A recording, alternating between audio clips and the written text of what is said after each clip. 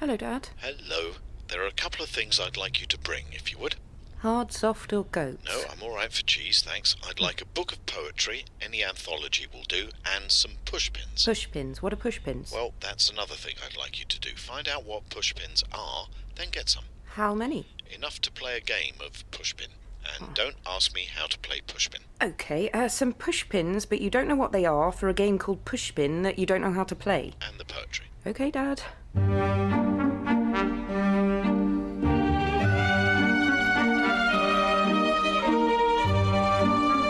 Gulliver's Travels by Bill Dare, starring Neil Pearson and Mariah Gale. This week, Lessington. I'm winning. Since we don't even know the rules, that hardly seems fair, and why are we playing it? The great English philosopher John Stuart Mill. Pushpins as good as poetry. He was paraphrasing Jeremy Bentham. The game of pushpin is of equal value with music and poetry. I should think it's better than a lot of poetry. So this all relates to... A place called Lessington. Lessington sounds English. Actually, it was Lessington-on-Sea. I'd been walking through a desert for several days, having escaped from the Harmaginians, the laziest people I've ever come across. They had 1,000 different words for afternoon nap. And you wanted to escape? Rest has no meaning without toil, Rachel. After 2 days in the desert, I came to a road. Excuse me? Hi, I'm a travel writer. I'm a little lost. Is there somewhere to get some food and drink? That would depend upon what you want. Oh, anything. I'm literally starving. Literally starving? Haven't eaten since noon. So not literally then. Put it this way. Hungry enough not to want to argue with you about linguistic style. Sounds to me like you'd feel at home in Lessington-on-Sea, right at the next junction. Thanks very much. So I followed the directions. After a few yards, I saw a sign on the road saying, "Have fun in Lessington-on-Sea." And then someone had written, "But if you can read this, you probably won't." But you carried on. I was drawn to the smell of something cooking. As I reached the outskirts of the town, I could see food stands on every corner. Hello. What can I get you? I'm so hungry I could eat anything. Chicken nuggets? Well, when I said anything, I didn't mean anything. Well, that's all I've got. Chicken nuggets. I'll try the stall over there. They'll only have chicken nuggets. You only sell one thing around here. 2 things. Chicken nuggets large, chicken nuggets extra large. In that case, I think I'll try starving to death. Thanks all the same. I made my way to the town centre. It was like a cross between Las Vegas and Thaden Boys. So you left immediately? No, Ah, so there must have been some pubs. lots. Old pubs. Well, when I say old, I mean ye olde. What can I get you? Well, first of all, I'd like a long, cold glass of your best beer. We don't serve beer. You don't serve beer? I've travelled all around the world, several worlds, actually, and if there's one commonality in all civilization, it's that a pub always serves beer. We don't serve beer. A whiskey, then. We don't serve whiskey. A large Chardonnay, lightly chilled, full-bodied, but not too oaky. I don't even know what that is. OK, let's try this another way. What do you have? Fruit-flavoured drinks, with alcohol or without. Is that it? Yes. Well, in that case, I'm going to break the habit of a lifetime and order a glass of water. Water roller? Nope, just some plain water. We only have water roller. It's imitation water. Tastes just like the real thing. No actual water. Who drinks that? Diet or non-diet water roller? I'll try the non-diet. And what do you have in the way of food? I'd like a cheese platter. Nothing fancy, a little goat's cheese, some brie, something mouldy, maybe a roquefort, and something briny like a halloumi or feta. We only serve chicken nuggets. nuggets. Yes, I was afraid so. A small portion, please. I don't suppose you have a local newspaper. I'd like to orientate myself. Keep your voice down. Why? What have I said?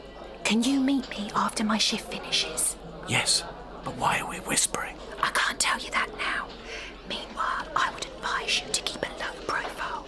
You could be in danger. Danger? Meet me at 6. Okay. Take your water roller. Thanks. Still want your nuggets? No, I'll pass. How was the water roller? Rather sweet. Like the barmaid? I've no idea. She was behind such a thick wall of makeup, I'm surprised she managed to hold her head up. And, well, I wasn't convinced she was all natural. Ah, I get the impression nothing much was natural in this place. Nothing. Fake hair, fake breasts, fake tans, fake pubs, and even the sun was fake. How? I'd unwittingly entered a massive dome with an artificial atmosphere. For 10 hours a day, the place was bathed in light from a huge orange bulb. Did you get a bulb tan? Well, I was tempted, but that talk of danger made me think I should keep out of sight for a bit. So I looked for somewhere dark and gloomy. Hello. Are any films about to start? What takes your fancy? How about a complex journey into the nature of love and loss? We've just got wizards, vampires, or boxers.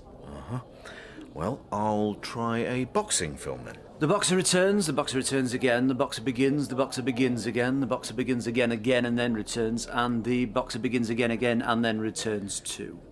Actually, I don't want to watch boxing for 2 hours. 2 hours? They only last 3 minutes. Boring after that, aren't they? Films. Lord of the Rings certainly was. I'll see, that last one. Want some nuggets with that? No thanks. Was it any good? The 3 minutes passed in what seemed like 2.5 hours. I couldn't bear to watch another, so I decided to find a more edifying place to lie low. Could you tell me where I could find the nearest library? Oh, what is it? A new kind of ride? It's where they keep books. Now, I have heard of them. Oh, I know where this is, Dad. Britain in about 5 years' time. So now you decided to leave this town and never come back? No, because it was fascinating. All around me I saw people enjoying themselves on the rides and the slot machines at the food stands. In fact, Lessington was the happiest place I've ever been. But you must have hated it. You were missing all the things you like. Whiskey and cheese and, well, mostly those. I hoped that my new barmaid friend might show me the more sophisticated side of Lessington. I met her as arranged. She looked a little nervous and said it would be safer if we went back to her place. So, lovely place you have here. Where's the kitchen? Kitchen? The kitchen. It's a place where people cook. What? Cook. You know, prepare food. Thought I might rustle up a simple bolognese or an aubergine parmesan, a tricolor salad. You see, I could do with something that isn't chicken nuggets. Exactly. There's nothing that isn't chicken nuggets. Is there no nourishment in this town that exists outside a nugget? No. What about a kebab? We used to have them, but you had to wait for them. Yeah, 5 minutes sometimes. I don't suppose there's a drink that isn't sweetened? No. And from what I've seen, no theatre, no concert halls, no libraries, no films that last more than 3 minutes? No, they're boring after that, aren't they, films? Lord of the Rings certainly was. Is there no music that has any kind of tune? Tune? All I hear is a relentless thumping everywhere. Wicked. So why is everyone so happy? Why not? Everything's fun. Whiskey is extremely fun, but I assume you've never tasted it. In fact, Sharol, can I tell you something? Most things that are truly worthwhile take some investment to enjoy. Theatre, opera, ballet, French films. Actually, forget that last one. I thought as much when you asked for what was it? A newspaper. Yeah, my dad talked about them. He told me about people like you. Nothing bad, I hope. Brian, there's something I want to show you. Yes? It's hidden under the sofa. Oh. If people knew I had it, they'd laugh. I might even get beaten up. And it's why I told you to be careful. Maybe you should just leave it hidden. I never flirt with danger unless I'm on a well-paid reality show. My dad gave it to me. It was given to him by his dad. Here. Oh, how interesting. What is it? You mean you don't know? No. And people might laugh at you for having this? I think so. Well, it's called a book. What'd you do with it? A book is something that speaks to you, silently, if you let it. Its words flow through your mind, each one full of meaning, beauty and resonance. Is that fun? No, most books are dreadful, but once in a while, you find one that speaks to you in a way that you never forget. I'd like this one to speak to me. Where do I click? That's not how books work. There are no icons, nothing to click. I suppose I could read it to you. Oh, yes, please. Well, it's called A Brief History of Lessington-on-Sea. Are you sitting comfortably? And so I learned how the town of Lessington-on-Sea came into existence. About 100 years ago, there was a big city called Muchington. Most of the inhabitants got on pretty well, but then some of them began to say things like less people and less cars and less raindrops. They felt that as long as they were understood, it didn't matter. But not everyone saw it that way. The other group felt that you simply had to say fewer people, fewer raindrops. Bit like England then. Yes, but we don't actually go to war about it. Not yet. But the civil war between the people who said less when they should say fewer and the people who insisted on fewer was long and bloody. The Lessingtons fought with more passion, but the Furingtons were better strategists. Who won? There was an impasse. Finally, they agreed to get the opinion of an uninterested party. You mean disinterested? Yes, but the Lessingtons got confused, so they found an uninterested party who didn't pay much attention because he wasn't interested, and declared the Furingtons the winner, so they got the nicer bit of coastline. So the towns Lessington and Furington were born. Let's go back a minute. When you were on the highway, the man who gave you directions, he advised you to head for Lessington. He had me down as the Lessington type. Ah. Yes.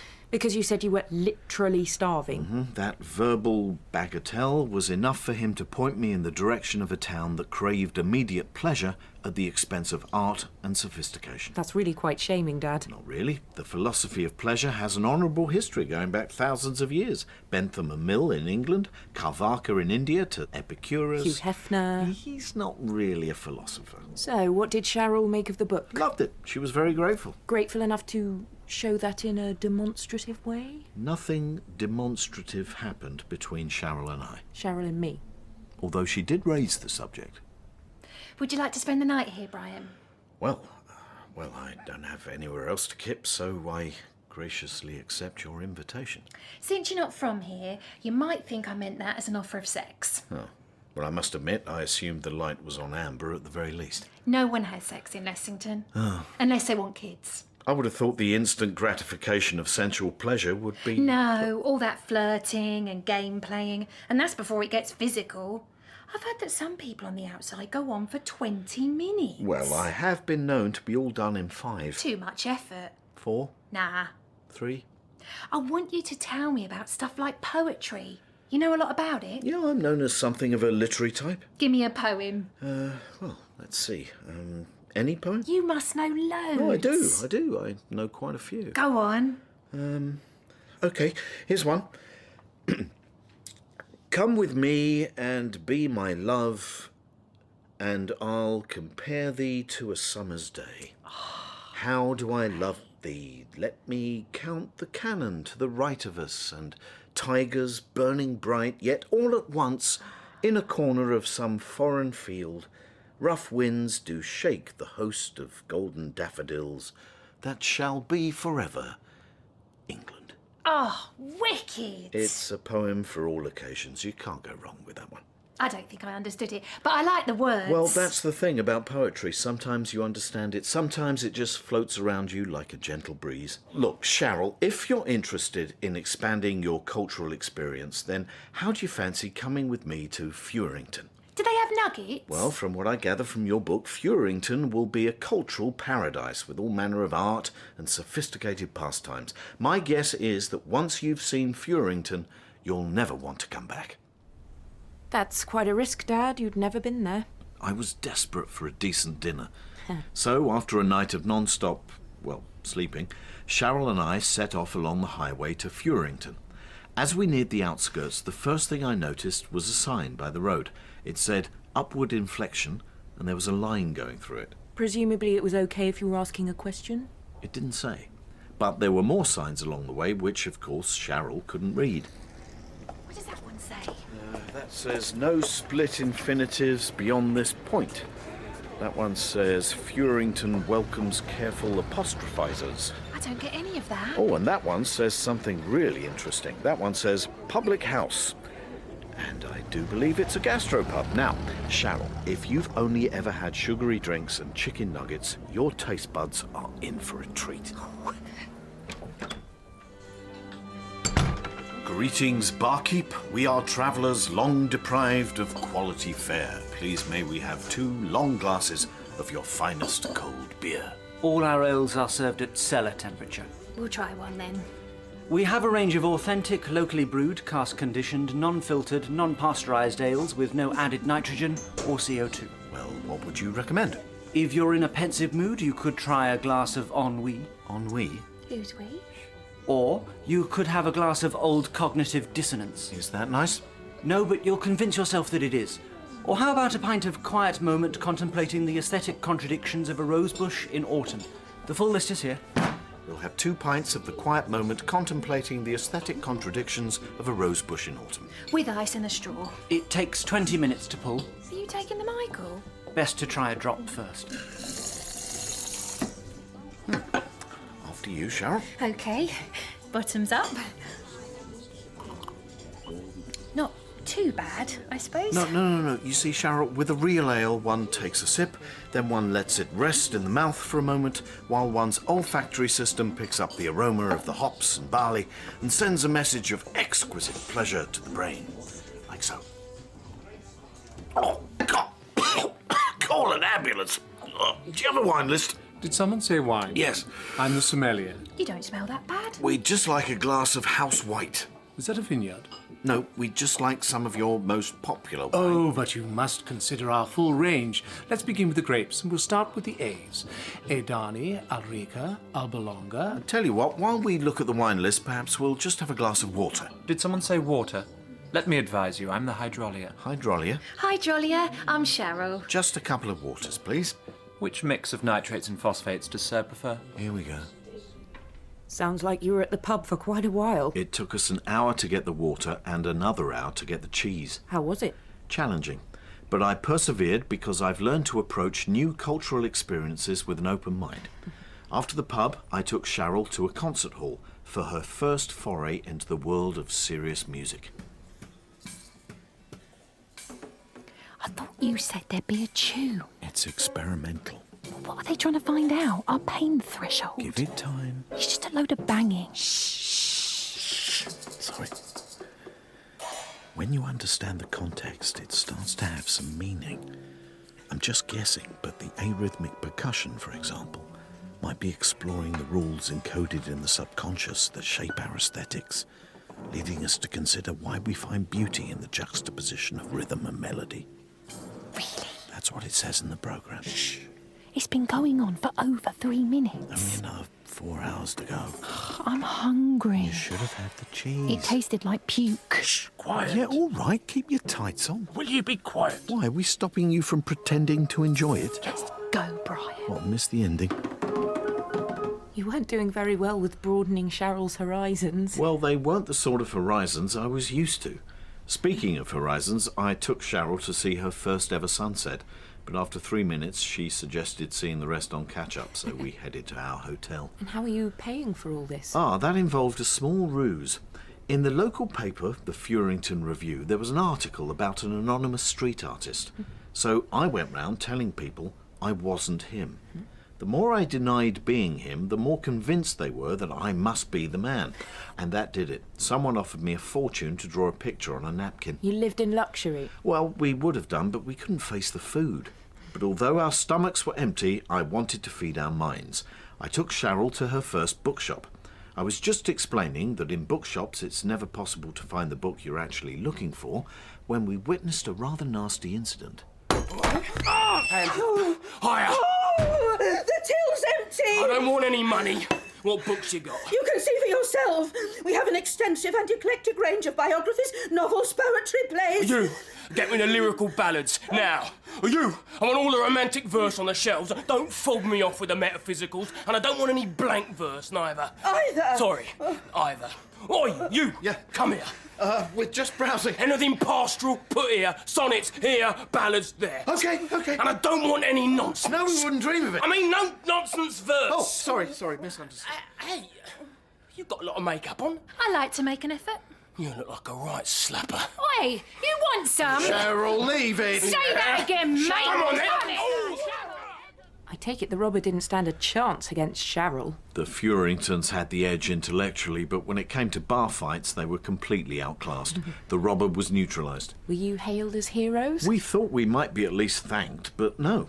Instead, we were introduced to the criminal justice system. Dear, oh dear, oh dear, oh dear. Let's go through it again. Your victim said you looked like a right slapper. And you proceeded to hit, scratch, kick and... He asked for it. You inflicted a scratch for which he needed 2 sticking plasters. To be fair, officers, he was trying to rob the place. Oh, he may have been. But that's all part of the message of the piece. Piece? The site-specific performance art. What? Which you ruined. You also made one of our leading experimental theatrical auteurs so upset he needed to lie down. The ponce. That was never performance art. He was terrifying people. It's called super-realism. Plank Theatre Company are innovators in the genre. The piece was challenging our received notion of the line between reality and artifice. The passive onlooker becomes part of the fiction. The piece decontextualises the narrative, blurring the line between the viewer and the viewed, the observer and the observed. Right. The space becomes about emptiness and fullness, caring and not caring, the drained and the charged, passivity, location, dislocation, irony and alienation. Well, thanks for letting Art me know. becomes a more direct and incisive dissection of the human mind, a more lucent mirror of our collective subconscious. And you claim you didn't know that? Yes. Now that we do know, I wish I hadn't scratched him. I wish I kicked his head in. As you are visitors to Furington, we're going to let you off with a caution. Thank you. My advice would be to read this. Super-realism. A critical appraisal of political theatre at its most visceral by Police Constable Trench. That's you, isn't it? Bit of a theatre buff on the side. Always wanting to be an actor. Want me to sign it? Thanks. It's self-published, but none the worse for that. I didn't mind the arrest so much as having failed to prove to Sharol that high art and literature were worth the effort. Bentham and Mill would have left Sharol where she was. She was quite happy with her thick makeup and chicken nuggets. Ah, now you're turning all relativist. As long as you're not hurting anyone, pleasure isn't qualitative. The elite will always want art that others can't access precisely because they can't access it. Funnily enough, that's what Sharol said. Well, she didn't use those words exactly. Look at that, Sharol. The sea, in all its powerful majesty, without a sun lounger or parasol in sight. I want to go home, Brian. Oh, we've barely been here a day. Like all the best things in life, Furington is... An acquired taste. Well, appreciating the great mysteries of art and beauty can take a lifetime. All their stuff is aimed at making sure people like me don't get it. Because if we did, they'd invent something else that we didn't get. Well, let's try to find something you'd like. A film. Right, let's see what's on in the Furington Review. Films. Oh, here we are. Let's see. Steferani's film has no plot, no characterization, no central theme, and nothing to say. It is quite simply a masterpiece. I'm starving. Yeah, me too. What's that noise? It's music. It's like the awful stuff you have in Lessington. It's coming from over there. What is that? Oh, read the sign. I can't read. It says chicken nuggets. What are we waiting for? Let's go. We ran as fast as we could to a joint called Nugget Stop. But you were still in Furington, I don't get it. I didn't either, but we were too hungry to think. We ordered 2 large portions of nuggets and 2 non-diet water rollers. It was, without doubt, the best meal I've had in my entire life. Well, you were literally starving. Oh, I can taste it now. It was only during the second course... Second course? Well, second helping, that I noticed all the other customers were taking pictures of themselves and laughing. Ah, so it was all a bit of a joke. For them, it was all ironic. You see, it was a replica of a Lessington ye olde pub. And they'd got every detail perfectly. Right down to the straws, the sachets of ketchup, horseshoes on the wall, urine on the floor of the men's gents, and the ladies... Was Sharol delighted? She was. OK, Sharol, I have to admit this adventure hasn't worked out. If it had only lasted 3 minutes, I might have enjoyed it. I'm sorry I let you down. We need to quickly eat and then get the hell out of here. OK. Excuse me, did you just say to quickly eat? Yes, I did. My fiancée and I find that very offensive. What are you talking about? I would like you to apologise. What's going on? This man has just split an infinitive. Leave him alone. He was probably being ironic. Exactly, it was ironic. It was all very knowing, wasn't it, Sharol? What's going on, Brian? We were just immersing ourselves in the Lessington experience, you know, getting into the spirit of it. Apologise. Apologise to who? Oh, he's done it again! It's to whom? Leave him be. What? Are you going to apologise? Leave him or I'll throw you out. Step away from the verbal inexactitude. Yes, leave him alone. This is taking the Lessington theme too far, I everyone. could have the lot of you stuck-up ponces. You and an army belonging to whom? You get off me! I happen to believe that language is an evolving entity, and linguistic conservationists like you are stifling its development. Now, if you'll excuse us, we are going to quickly leave. This is preposterous! There was an old-fashioned bar brawl. I was kicked and punched, even had a dictionary thrown in my face, but to be honest, not very hard. And Sharol? She was very nearly glassed by a furious man with half-moon specs, but she fluttered her enormous eyelashes and charmed him. Knocked him out.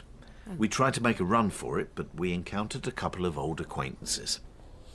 Dear, oh dear, oh dear, oh dear. Oh dear. Fancy meeting you two again. Officers. We didn't start nothing. Oh, so you admit you started something? What?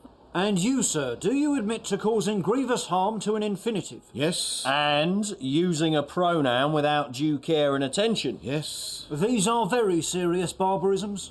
Point of order, they're not actually barbarisms, they're solecisms. He's right. I'd say they're barbarisms. Solecisms? Yep, solecisms. Excuse us a minute while we look it up. While the two coppers argued about solecisms and barbarisms, Sharol and I snuck away. Or is it sneaked? Snuck is more recent and more American. Furingtons would prefer sneaked, I think. Well, since we were in Furington, we sneaked away. Then you snuck into Lessington. Sharol did. I decided that good cheese, whiskey and, well, other sensual pleasures were never going to be found in Nugget Town. And Sharol turned her back on high culture. I can't blame her. Lessington was fake, yes, but at least it wasn't pretentious. Besides, 10 hours of continuous bulb shine. Did you recite any more poetry? No, but speaking of poetry, let's get the anthology. Wouldn't you rather have another game of pushpin? I think I would. Whose turn to start? It was yours last time. Right. Oh, here are a couple of larger pins. Shall we use them? It. What? There's one couple, singular, so we'd be using it. Here are a couple of pins. Shall we use it? Here is a couple of pins. Shall we use it? I'm not saying that. It's correct. I couldn't be more disinterested. Well, if you're going to talk like that. In Brian Gulliver's Travels by Bill Dare, Brian was played by Neil Pearson. Rachel, Mariah Gale, Sharol, Joe Bobin. The police were played by Fergus Craig and Colin Hoult. Guide, Patrick Brennan. Shop assistant, Christine Absalom. Waiter, Harry Livingstone. Robber, Sam Alexander. Audience members were Bill Dare and Sharon Leonard. The producer was Stephen Canny.